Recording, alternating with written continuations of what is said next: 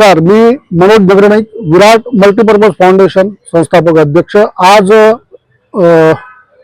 जे बच्चूभाऊंनी राज्यभर शेतकऱ्यांसाठी, दिव्यांग, विधवा, निराधारांसाठी, मच्छीमारांसाठी व इतर मागण्या घेऊन समारोपीय आंदोलन आज यवतमाळ जिल्ह्यात आयोजित केलेलं आहे।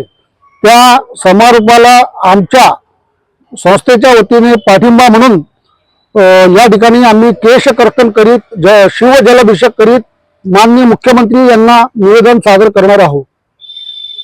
काय मुख्य मागणी आहे तुमची? यात आमची प्रमुख मागणी अशी की दिव्यांग, विधवा, निराधार यांना बच्चूभाऊंनी 6,000 रुपये करण्याची मागणी लावून धरलेली आहे। त्याला आम्हीही सुद्धा मागणी केलेली होती, वेळोवेळी यासह विविध पक्षांनीही केली होती, परंतु तिची अंमलबजावणी झाली नाही।